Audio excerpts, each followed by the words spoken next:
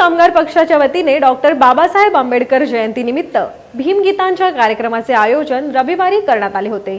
Bharat Ratna doctor Babasaheb Ambedkar यांच्या 125व्या जयंतीचे औचित्य साधून शेतकरी कामगार पक्षाच्या वतीने भीमगीत स्पर्धेचे आयोजन करण्यात आले होते।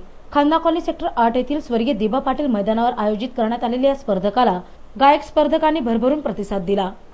या कार्यक्रमात सहभागी स्पर्धकांना प्रोत्साहन देण्यासाठी माननीय विवेक पाटील, शेका पक्षाचे जिल्हा चिटणीस बाळाराम पाटील, पनवेल विधान मतदारसंघाचे अध्यक्ष काशीनाथ पाटील, सागर भडांगे, दर्शना भडांगे, शेका पक्ष मागासवर्गीय सेलच्या पनवेल अध्यक्षा प्रिया वाघमारे, खालापूर एपीएमसीचे सभापती विलास थोरवे, कर्नाळा स्पोर्ट्स अकॅडमीचे कला विभाग प्रमुख सईद उस्मानी, उपविभाग प्रमुख राहुल सोनावणे, कर्नाळा टीव्हीचे संपादक हरीश मोकल आदी मान्यवरांसह शेतकरी कामगार पक्षाचे पदाधिकारी आणि कार्यकर्ते मोठ्या संख्येने उपस्थित होते।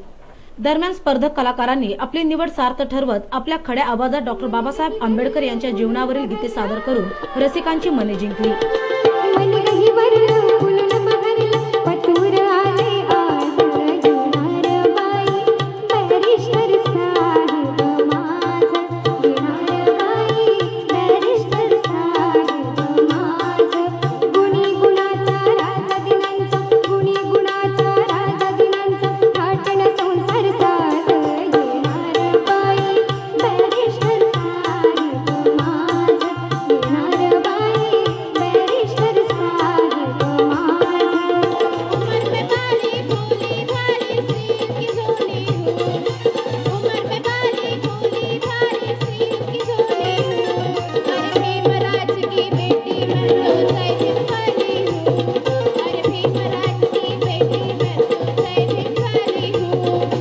भीमराज की बेटी मैं जय भीम वाली हूँ, भीमराज की बेटी मैं तो जय भीम वाली हूँ।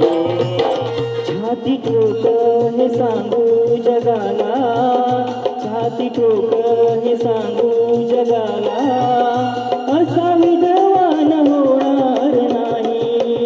छाती ठोकर हे सांगू जगाला, असा विद्वान होणार नाही। कोणी झालाच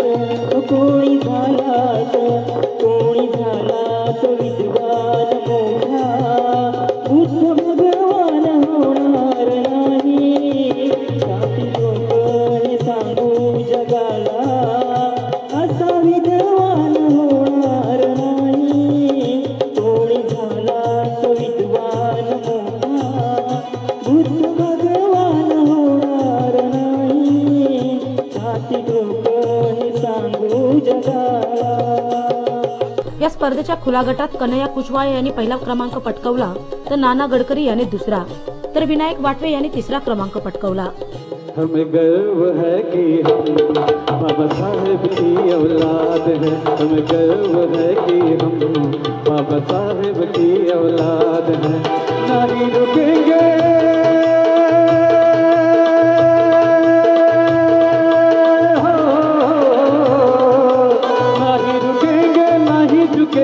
नहीं रुकेंगे नहीं झुकेंगे, सीना नहीं एक औलाद है।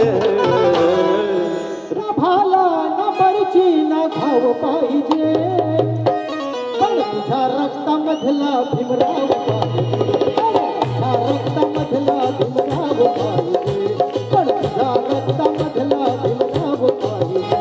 ना भाला ना बरची ना घाव पाहिजे, ना भाला ना बरची ना घाव पाहिजे,